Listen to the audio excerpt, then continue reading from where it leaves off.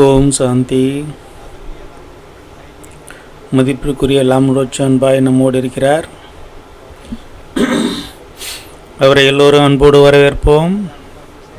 இன்றைய விஷயம்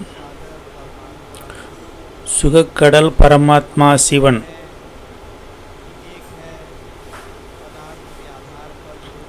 ஒன்று பொருளின் ஆதாரத்தில் சுகம், சாதனத்தின் ஆதாரத்தில் சுகம், மூன்றாவது இந்திரிய சுகம், அதற்கு மேல் இருப்பது அத்தீந்திரிய சுகம், அதற்கு மேல் இருப்பது ஈஸ்வரிய பிராப்திகளின் சுகம். இருப்பதிலே பெரியது ஈஸ்வரரோடு இருப்பதற்கான சுகம். இன்றைய விஷயத்தின் மீது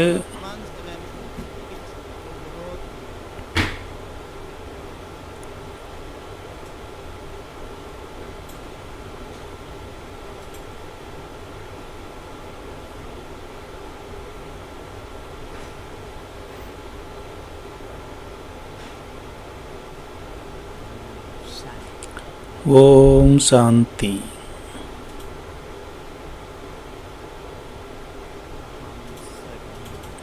நாம் எல்லோரும் ஆத்மாக்கள்.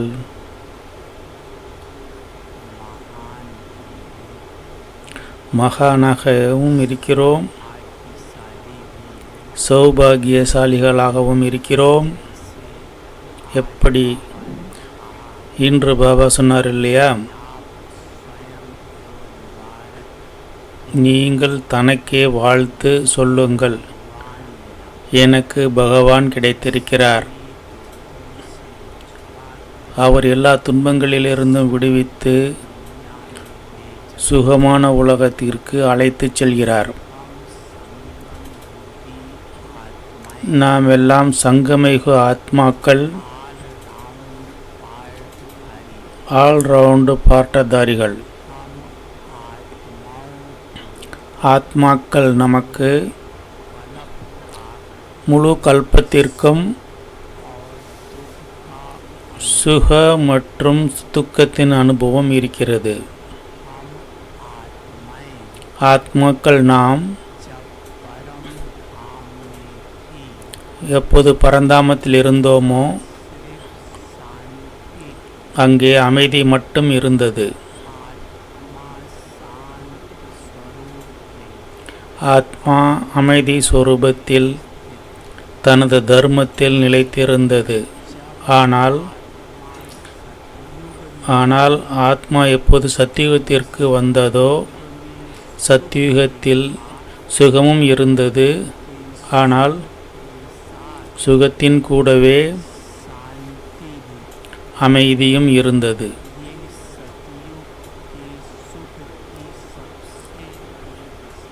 இதுதான் சத்தியுக சுகத்தினுடைய மிகப்பெரிய விசேஷம். அங்கே சுகமும் இருக்கிறது, அமைதியும் இருக்கிறது. ஏன் அமைதி இருக்கிறது? ஏனென்றால்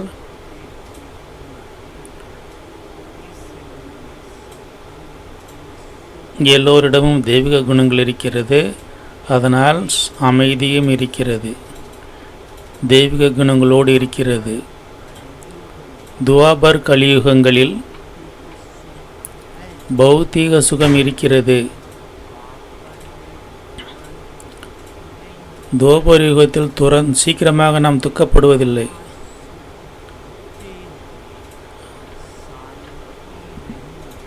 அங்கே சுகம் இருந்தும் அமைதி இல்லை. ஏனென்றால் தெய்வீக குணங்கள் இல்லை. தெய்வீக குணங்கள் இல்லாத காரணத்தால் அமைதி இல்லை. சுகம் இருக்கிறது, ஆனால் மனம் அமைதியை இழந்து விடுகிறது. அதனால்தான் பக்தி முதலிய சாதனங்களை முயற்சிகளை செய்கின்றோம். சங்கம யுகத்தில் ஆத்மாவிற்கு பரமாத்மாவோடு சம்பூர்ண சுகம் கிடைக்கிறது. சம்பூரண சுகம் சங்கமயுகத்தில் மட்டும் கிடைக்கிறது. சத்யுகத்திலும் சம்பூர்ண சுகம் கிடையாது. பௌதீக சுகம் எல்லாம் இருக்கிறது, தெய்வீக குணம் எல்லாம் இருக்கிறது, இருந்தும் சம்பூர்ண சுகம் கிடையாது. சம்பூர்ண சுகம் என்றால் பௌதீக சுகமும் தெய்வீக குணங்களும் கூடவே அத்தீந்திரிய சுகமும் இருக்க வேண்டும். சத்யுகத்தில் எல்லாம் இருக்கும், ஆனால் இனிமையான பாபா இருக்க மாட்டார். எனவே அந்த நேரம் அத்தீந்திரிய சுகம் கிடைக்காது. ஒரு சுகம் குறைவாக இருக்கும். ஆனால் சங்கம யுகத்தில் பாபா நம்மை சம்பூர்ண சுகம் கொடுக்க வந்திருக்கிறார். சம்பூர்ண சுகத்தை கொடுப்பதற்கு பாபா 4 பாடங்களை கொடுத்திருக்கிறார். அந்த 4 பாடங்களின் ஆதாரத்தில் சம்பூர்ண சுகம் கிடைக்கும். 4 பாடங்கள்: ஞானம், யோகம், தாரணை, சேவை.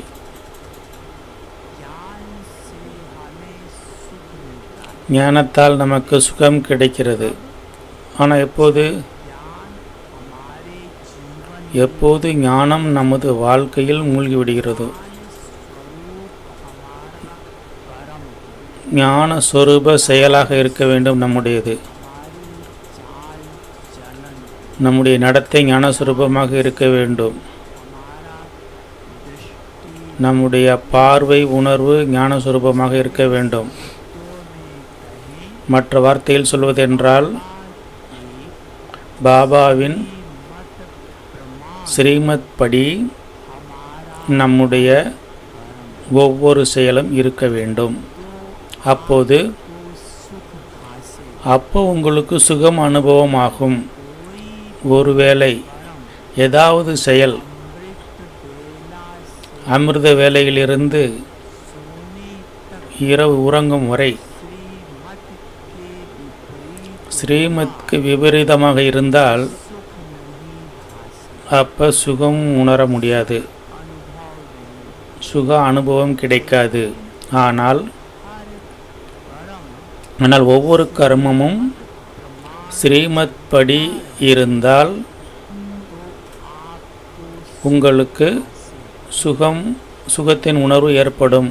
ஆனால் ஆத்மா பகவானுடைய ஒவ்வொரு ஸ்ரீமத்தையும் பின்பற்ற முடிந்தால், அதாவது பாபா தரும் ஞானத்தை முரளி சொல்கிறார், அது நமது சொரூபத்தில் வர வேண்டும். அதற்காக தேவை தெய்வீக புத்தி.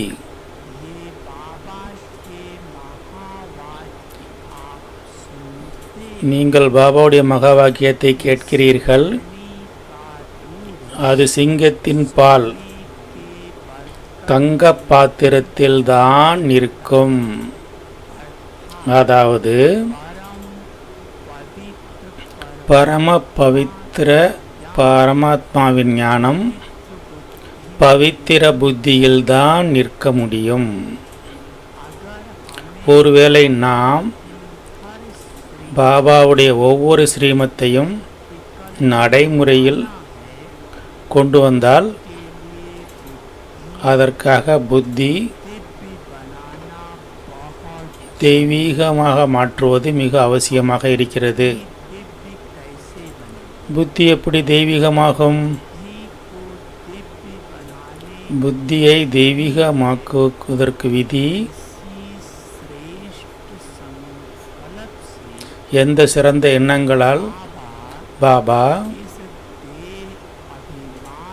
இந்த தேக அபிமான புத்தியை நான் என்ற புத்தி இப்போ நான் ஆத்மா,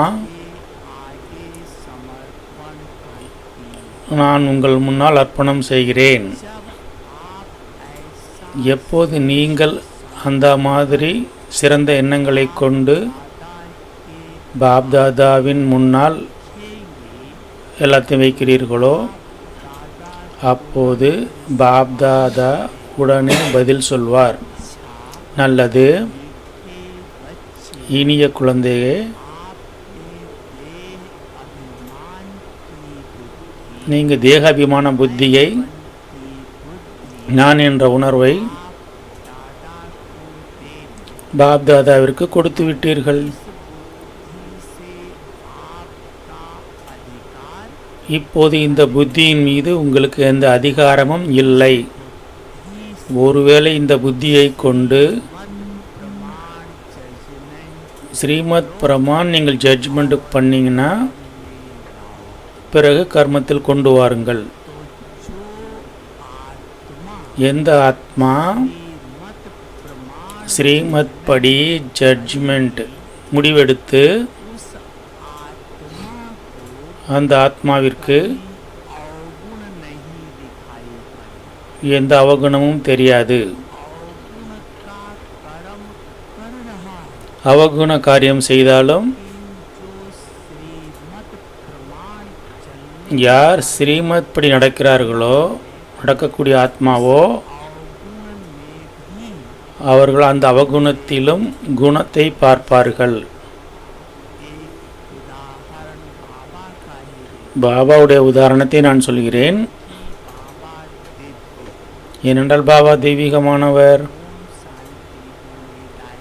ஓம் சாந்தி பவன் அல்லது டைமண்ட் ஹாலில் பாபா முரளி நடத்தி கொண்டிருந்தார்.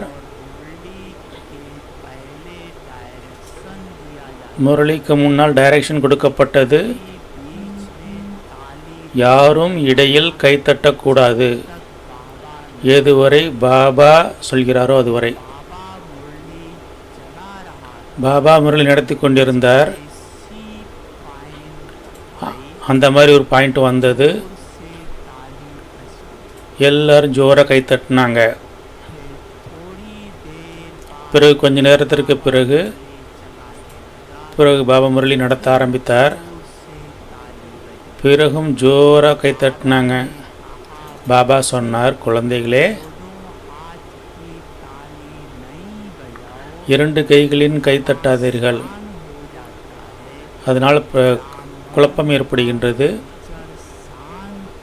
பிராமணருடைய கல்ச்சர் அமைதி. குழந்தைகளே, ஒரு கை தட்டுங்க. ஒரு அந்த மாதிரி பாபா செய்து காட்டினார், கையாவன் செய்து. பிறகு முரளி நடத்த ஆரம்பித்தார். கொஞ்ச நேரத்திற்கு பிறகு ஜோராக கைத்தட்ட ஆரம்பிச்சிட்டாங்க. பிறகு பாபா சொன்னார், குழந்தைகளே, 2 கைகளாலும் கைத்தட்டாதீர்கள், அதனால் பாப்தாதா மகிழ்ச்சி அடைவதில்லை. பிறகு முரளி நடத்த ஆரம்பித்தார். கொஞ்ச நேரத்திற்கு பிறகு எல்லாரும் ஜோராக கைத்தட்ட ஆரம்பித்தாங்க. இப்போ நீங்கள் கொஞ்சம் யோசிச்சு பாருங்கள், உங்கள் மனதில் புத்தியில் என்ன எண்ணம் ஓடுகிறது? நான் என்னுடையதை சொல்கிறேன். எனக்கு எண்ணம் வந்தது, எப்போ பாபா தானே சொல்கிறாரோ 2 கைகளின் கை தட்டக்கூடாது என்று சொல்லும்போது, அதனால் பாப்தாதா மகிழ்ச்சி அடைவதில்லை என்று சொன்ன பிறகும் ஏன் கைத்தட்ட வேண்டும்?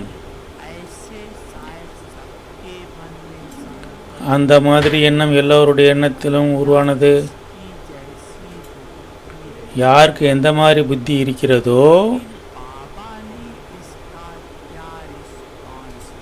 ஆனால் பாபா இதற்கு என்ன பதில் சொன்னார்? பாபா சொன்னார், இன்று பாப்தாதா முரளி நடத்தி கொண்டிருக்கிறார்.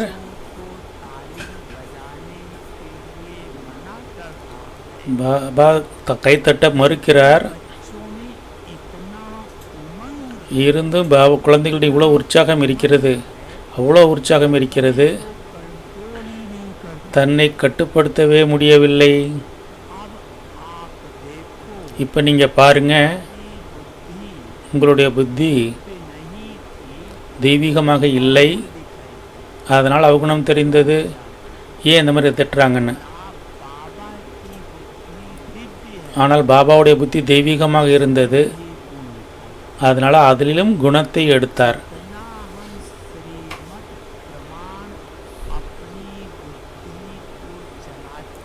எந்த அளவு நாம் ஸ்ரீமத் படி நம்முடைய புத்தியை நடத்தி கொண்டு இருக்கின்றோம், கர்மத்தில் கொண்டு வந்து கொண்டே இருக்கிறோமோ, கொஞ்சம் கொஞ்சமாக புத்தி தெய்வீகத்தை நோக்கி சென்று கொண்டே இருக்கும். பிறகு சம்பூர்ண தெய்வீக புத்தியாக மாறிவிடும். இன்னொன்று, யோகத்தின் மூலமாக அத்தீந்திரிய சுகத்தினுடைய பிராப்தி. அத்தீந்திரிய சுகத்தினுடைய அர்த்தமே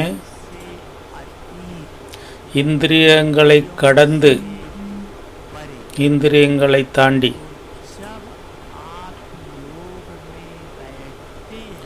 எப்போது நீங்கள் யோகத்தில் அமர்கிறீர்களோ இந்த உடலையும் மறக்கிறீர்கள். இந்த 5 தத்துவங்களின் உலகத்தையும் மறக்கிறீர்கள். நான் ஜோதி புள்ளி ஆத்மா, ஜோதி புள்ளி பரமாத்மாவோடு எப்போது சந்திக்கிறீர்களோ, எந்த சுகம் ஆத்மாவிற்கு கிடைக்கிறதோ அந்த சுகத்தின் முன்னால் சொர்க்கத்தினுடைய சுகம் ஒன்றுமே கிடையாது. எனவே ஆத்மா சொல்கிறது, எதை பெற வேண்டுமோ அதை பெற்றுவிட்டேன் என்று பாடுகிறது.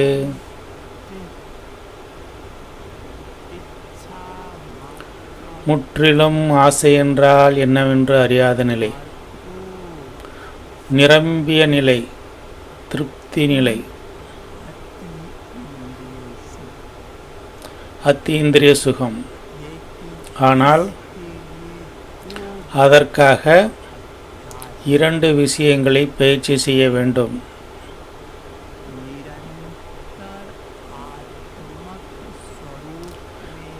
நிரந்தரமாக ஆத்மஸ்வரூபத்தில் நிலைத்திருக்கும் பயிற்சி. ஏனென்றால் ஆத்மஸ்வரூபத்தில் நிற்காமல் பரமாத்மா கூட கனெக்ஷன் ஏற்படுத்த முடியாது. கனெக்ஷன் ஏற்படவில்லை என்றால் பிராப்தி கிடைக்காது. ஒன்று அசரீரி ஆவதற்கான பயிற்சி, இரண்டாவது பாபா கூடவே உண்மையான உள்ளத்தின் அன்பு. வெறும் அன்பு கிடையாது, உண்மையான உள்ளத்தின் அன்பு. இந்த 2 விசேஷ குணங்கள் நீங்கள் பகவானோடு சத்தா அத்தீந்திரிய சுகத்தின் அனுபவத்தை செய்ய முடியும். செய்து தன்னை திருப்தியான ஆத்மாவாக அனுபவம் செய்வீர்கள். மூன்றாவது தெய்வீக குணம். தெய்வீக குணங்களின் தாரணையின் மூலமாக சுகம் கிடைக்கிறது. தெய்வீக குணங்கள் நிறைந்த ஆத்மாவே சுகங்களை அனுபவம் செய்ய முடியும். சத்யுகத்தில் ஆத்மா தெய்வீக குணங்கள் நிறைந்திருக்கிறது. எனவே சுகத்தை அனுபவம் செய்கிறார்கள். ஏனென்றால் எப்போது ஆத்மா தெய்வீக குணங்கள் நிறைந்திருக்கிறதோ அப்போது இயற்கையும் சதோப்பிரதானமாக இருக்கிறது. இந்த நேரம் தெய்வீக குணங்கள் நிறைந்தது கிடையாது இந்த நேரம். எனவே இயற்கையும் தமோ பிரதானமாக இருக்கிறது. தமோ பிரதான பிரகிருதி துக்கம் கொடுக்கிறது. எந்த ஆத்மா தெய்வீக குணஸ்வரூபமாக மாறிக்கொண்டே இருக்கிறதோ அதற்கு இந்த கலியுகத்திலும் இயற்கை தமோ பிரதானமாக இருந்தபோதும் துக்கத்தின் அனுபவம் ஏற்படாது. எப்படி நம்முடைய குல்ஜார் தாதி எந்த தாதிகளை வேண்டுமானாலும் பாருங்கள். டாக்டர் எங்கே வலி இருக்குன்னு கேட்டால் வலியே இல்லைன்னு சொல்கிறாங்க. டாக்டர் குழம்பி போகிறாங்க. ஏன் வலி இல்லை? ஏனென்றால் ஆத்மா இயற்கையை வென்றுவிட்டது. தமோ பிரதான பிரகிருதி இருக்கிறது. ஆனால் இயற்கையை வென்ற காரணத்தால்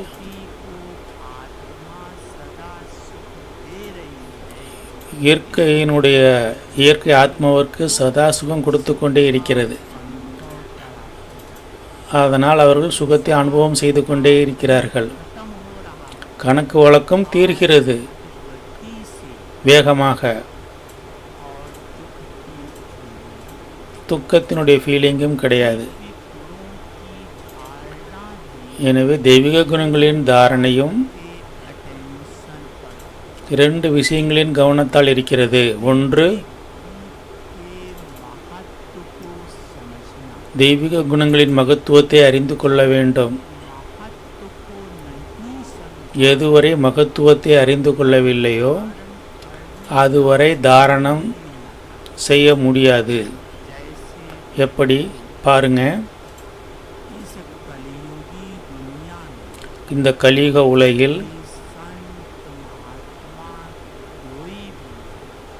எந்த ஆத்மாவாக இருந்தாலும் தெய்வீக குணங்கள் இல்லை. ஒரே குணத்தை தாரணை செய்கிறார்கள். எப்படி?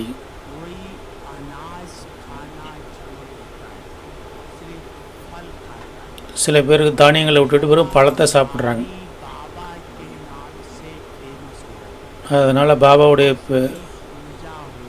அதனால் அவர் ஃபேமஸ் ஆகிடுறாங்க. அவங்களுக்கு பூஜை நடக்குது, அவங்களுக்கு மகிமை கிடைக்கிறது. அவர்கள் வாயை திறந்து எதுவும் சொல்வதில்லை. அப்போ மௌனி பாபா பேரில் பிரசித்தமாகிறார். ஏதாவது ஒரு குணத்தை தாரணை செய்தாலும் அவருக்கு அவ்வளோ புகழ் கிடைக்கிறது. நீங்கள் தெய்வீக குணங்களை தாரணை செய்தால் யோசிச்சு பாருங்க, நீ என்ன ஆயிடுவீங்க. அந்த தெய்வீக குணங்களின் மகத்துவத்தை அறிய வேண்டும். அப்போ தானம் கொடுக்கும் பிரேரணை ஆரம்பமாகும். இன்னொன்று, நேரத்தின் மகத்துவம். தெய்வீக குணங்களை தாரணை செய்ய வேண்டுமென்றால் இப்போதே செய்ய வேண்டும். இப்போது செய்யவில்லை என்றால் ஒருபோதும் செய்ய முடியாது. இதான் நேரம்.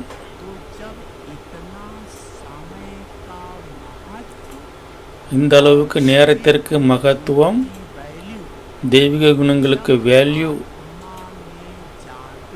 எப்போது ஆத்மா வெளிப்பாடுகிறதோ அப்போது தெய்வீக குணங்களை தாரணை செய்வதற்கான கவனம் இருக்கும். அதனுடைய சுகமும் அனுபவமாகும். 4வது, சேவை.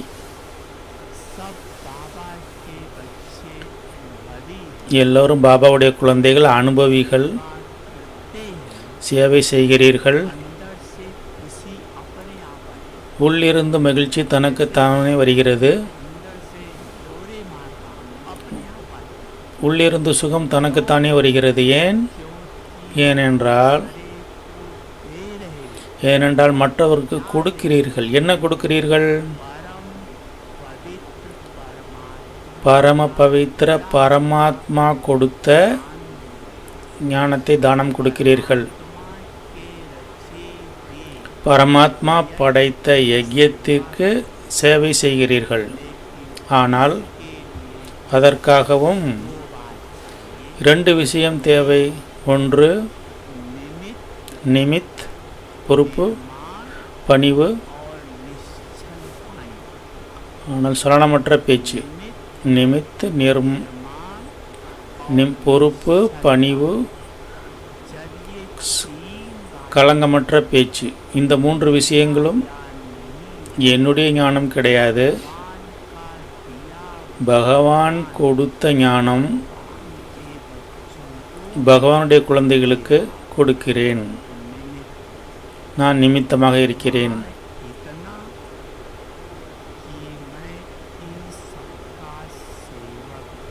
நான் இவர்கள் எல்லோருக்கும் சேவகர். பாபா உலகத்திற்கு சேவகர். குழந்தைகள் நாமும் சேவகர்களே. தெளிவான பேச்சு. யாரிடமும் எந்த அவகுணமும் இல்லை. எல்லோரும் பகவானுடைய குழந்தைகள், பவித்திர சிரேஷ்ட ஆத்மாக்கள். இந்த எண்ணத்தின் மூலமாக, இந்த பார்வை மூலமாக பார்த்து சேவை செய்து கொண்டே இருந்தால் அப்போ அதிக குஷியை அனுபவம் செய்வீர்கள். இந்த சங்கம யுகத்தில் சம்பூர்ண சுகத்தை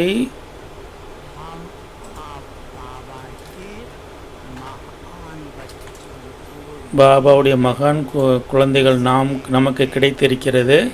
அதற்காக உளப்பூர்வமாக தனக்குத்தானே வாழ்த்து தெரிவித்துக் கொள்ளுங்கள். ஆஹா எனது பாக்கியம், ஆஹா இனிய பாபா, ஆஹா சுகக்கடல் பாபா, ஆஹா. ஓம் சாந்தி.